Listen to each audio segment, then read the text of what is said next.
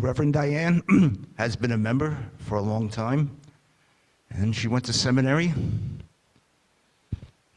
became a minister, and we are very blessed that she anchors us one Sunday a month. So please welcome Reverend Diane.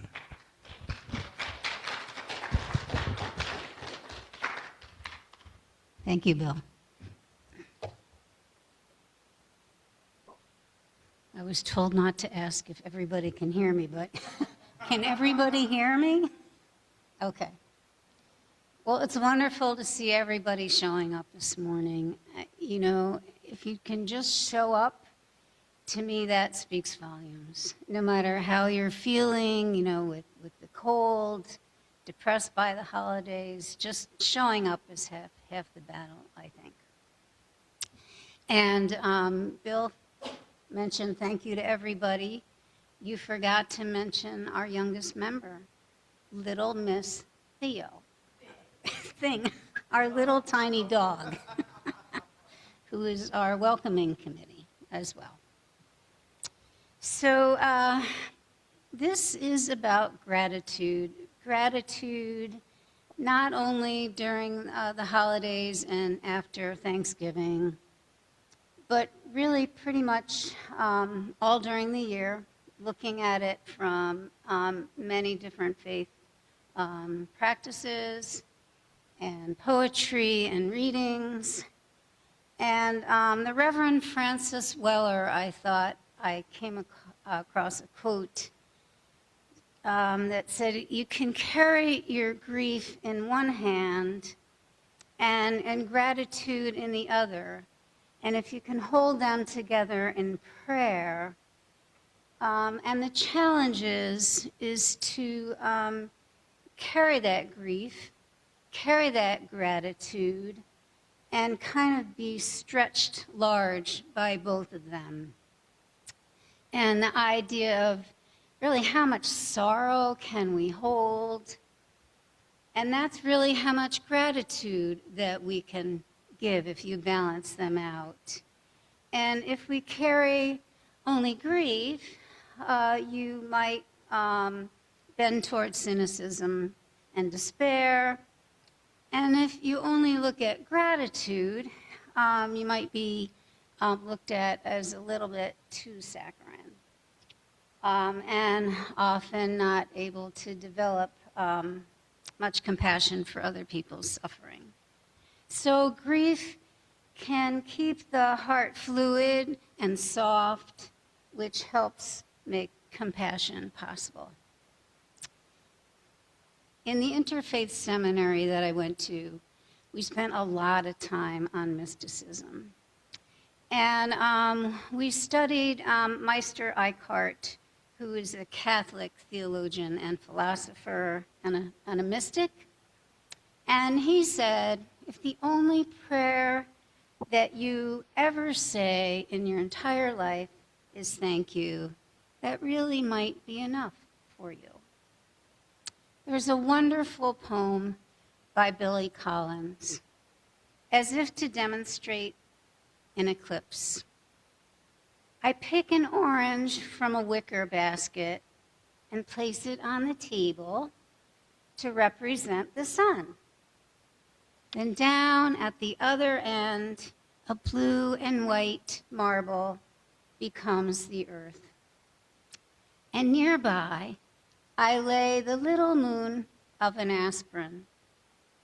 And I get a glass from the cabinet, and I open a bottle of wine. And then I sit in my chair, and a benevolent God is presiding over this miniature creation myth. And I begin to sing a song of thanks for this perfect little arrangement and for not making the earth at this moment too hot or too cold, or not making it spin too fast or slow, so that the grove of orange trees and the owl become possible.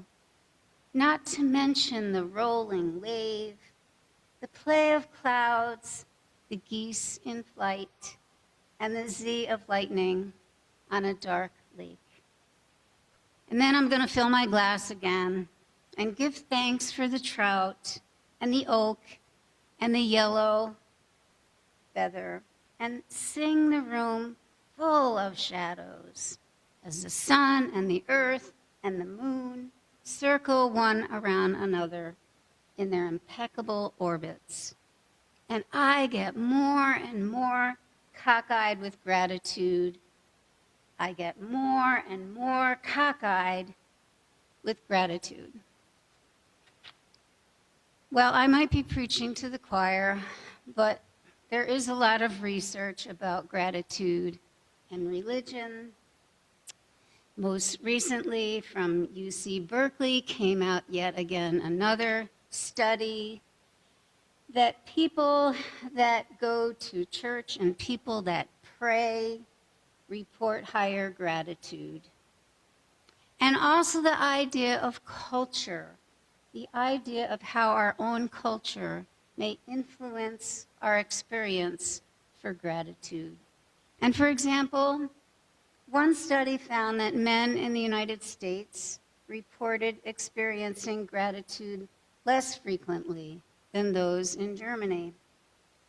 And another study found that children raised in different parts of the world all experience different forms of gratitude depending on their life circumstances, which is definitely a given. And another study wondered why more grateful parents might have more grateful children, finding that the more parents volunteer, they will model for their kids the idea of volunteering. And support for the idea that gratitude may have arisen as an evolutionary adaptation comes in part from research from Jane Goodall. And she said that chimpanzees are likely to share food with other chimps that had groomed them earlier that day. And they're more likely to help another one with the task if that chimpanzee had helped them in the past. I must say I do thank my kids every day, especially when they were going through their rebellious teenage years. They taught me a lot of patience, for sure. There's a three-step morning prayer that is said by Native American elders.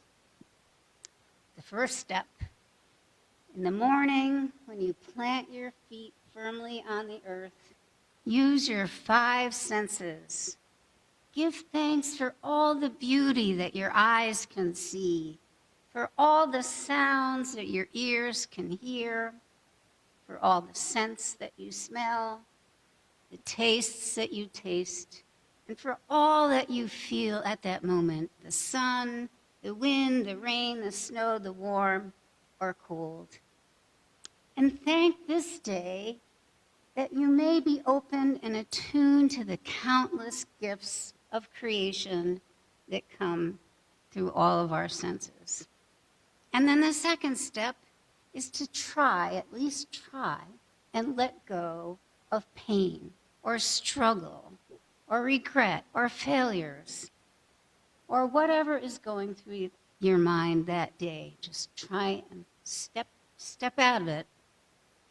And then the third is step into the gift of this brand new day, full of hope and promise and potential.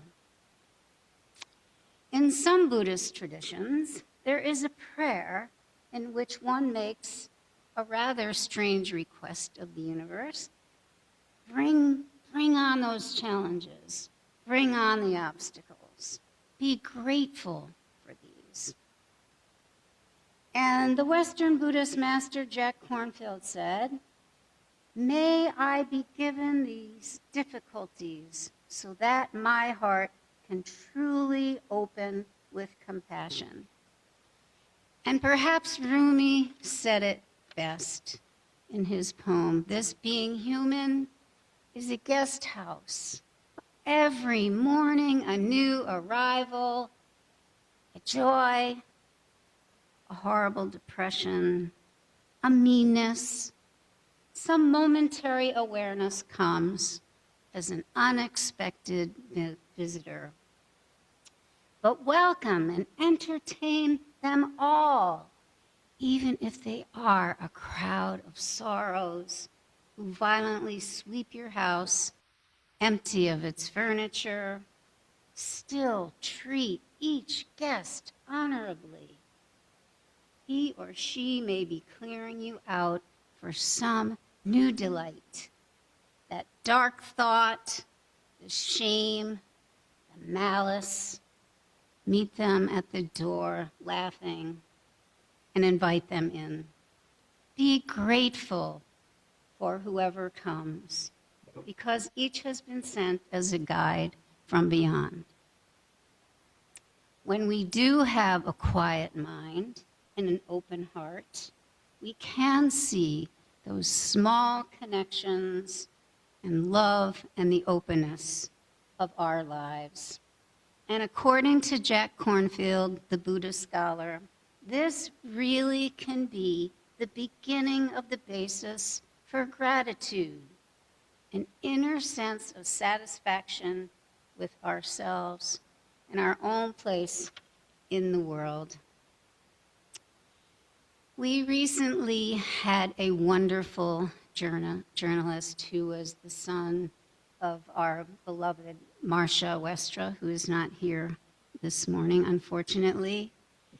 And one thing that really struck me by her son's sermon was after he had spent a lot of time in Gaza, and after there had been a horrific bombing of all the buildings, that amidst the rubble, people would gather, and they would gather in a group. And it wouldn't only be the adults, it would be the children. And what they were doing is praying that they were still alive,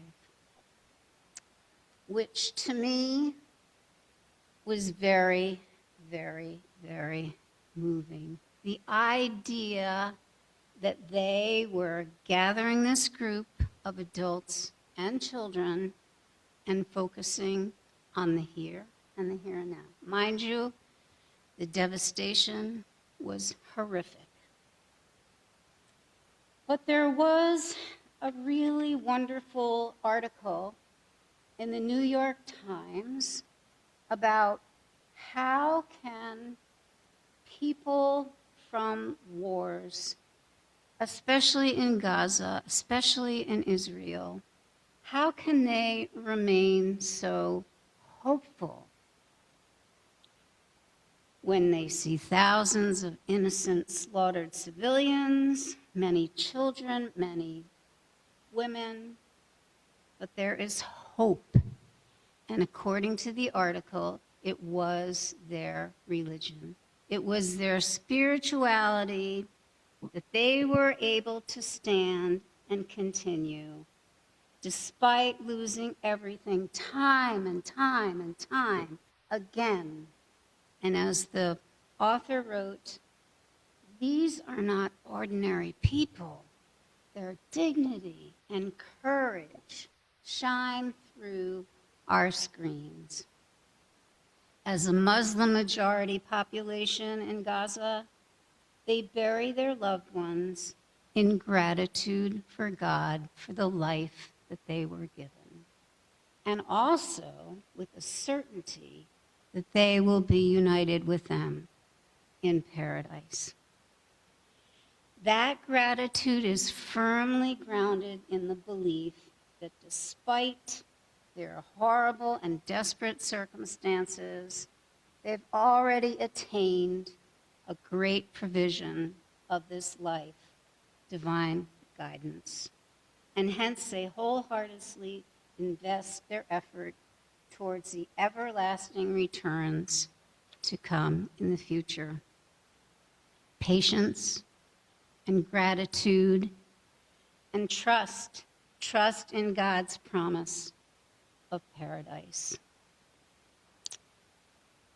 There was recently also another article about Diane, which is a Jewish word for that's enough. There would have been enough. And the idea that many different people from synagogues, rabbis, got together and said this year, our Seder and our Hanukkah doesn't feel like enough. It doesn't feel appropriate. And what they did is they went ahead and issued a challenge. And that challenge was to hundreds of different synagogues and different rabbis throughout Israel to rewrite songs, rewrite readings for this time, that the words that they said would not ring hollow at this time when so many people have been at risk. And they went ahead and said, according to this article in the Jerusalem Times, even if these prayers and songs are all answered, our community is feeling trauma. We need to process them. So hundreds and hundreds and hundreds of new poems and new readings and new songs were submitted as a supplement which will be used at this time and hopefully for the years to come. One of my favorite essayists, Brian Doyle, has a prayer. He has a prayer for shoes. And I'll read a little bit of it now. This prayer is in thanks for my leather shoes. And I know I'm a little bit entitled, but do we take our shoes for granted? Of course. We always take them for granted. We put them on, we toss them, we kick them at the back of our closet, and never once do we say, oh, thank you for the skin, and thank you for this wood and cloth that keep our feet from this dirty earth. And do we ever stop for a moment this morning and stare at our silent shoes and think of the poor cow whose skin this is, or the quiet woman or man who cut and hammered them and built them, or the person who carted them from the place of their shaping to the spot of where they're being sold? And do we ever think of thanking the salesperson who measure our aching feet and say, oh, they're on sale today. I think they fit you perfect. Do we ever do that? Not necessarily, but we should pause here for those small things, for really they are not small at all. That cow was once alive, and so it was holy and alive with breath. And the woman and the man and the boy and the girl, their labor, a gift. Their skills and good work, a gift for us. So let us look down graciously and say a heartfelt thanks to whatever is visible at the tapered ends of our legs. And this is my prayer for decent shoes. From a Unitarian point of view, and as Unitarians, as you know, we tend to go deep. Reverend Galen Gugarich also wrote that the central discipline of being a Unitarian ought to be gratitude, a discipline of gratitude, integrating in our lives a daily ritual that enable us to recognize and name the things for which we are grateful, and reminding us how utterly dependent we are on the people and the world around us for every little thing that matters. From the Hebrew Bible's book of Deuteronomy, we built on a foundation we did not lay. We warm ourselves at fires we did not light. We sit in the shade of trees we did not plant. And we drink from wells we did not dig. We profit from persons we did not know. We are ever bound in community. Yes, we sit in the shade of trees we did not plant. For the trees, for this tree we sit under, we offer thanks.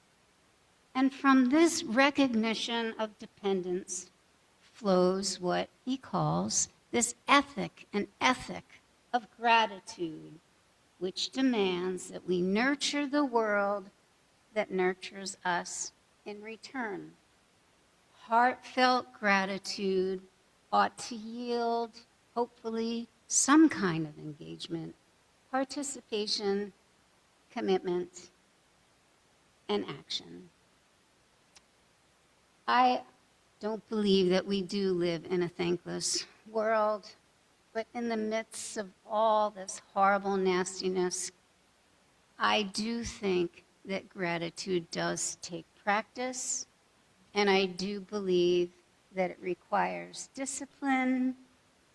And as Auden once wrote, that on the challenging days of my life, we must practice our scales of rejoicing. So I do think gratitude arises ultimately from a discipline of really deep reflection, a deep discipline of bearing witness to all that is our lives and allowing ourselves to fully grasp our limits, our fragility, and our dependence on one another and the world around us. And grasping these things, I believe, leads us in turn to the recognition that our lives and the lives of others are indeed precious and indeed sacred and indeed holy. To close, there's one more of my favorite poets, Denise Levertov, and she wrote, "The heart of this self-reflection can be thought of like this: an awe so quiet, I don't really know where it begins. An awe so quiet, I really don't know. The gratitude had begun to sing in me. Was there really some moment dividing a song from no song? And when did this begin? When does night fold its arms over our hearts to cherish them? And really, when is daybreak? So as the winter season is beginning, my prayer for each of us is that we may find ways to keep our hearts and our minds above and beyond the fray, that we may find ways to reflect on all that is our lives, that we may experience an awe so quiet that we don't really know where it begins, in response to that gift of life, that gratitude, that deep and abiding gratitude, that it may rise up in us like a song, so that we may be strengthened for the work of our world. So as I started out by saying, I am really thankful and grateful for all of you being here this morning, for the wonderful, inspiring work that I see by this congregation and by the board and all the wonderful ministries and the social Sunday service ministry and Hollis, year after year and day after day. And really, I am so deeply grateful for this freedom this religion has given me in all aspects of my life. And as Billy Collins said, may we all get more and more cockeyed with gratitude. Amen. And may it be so. Thank you for your kind attention.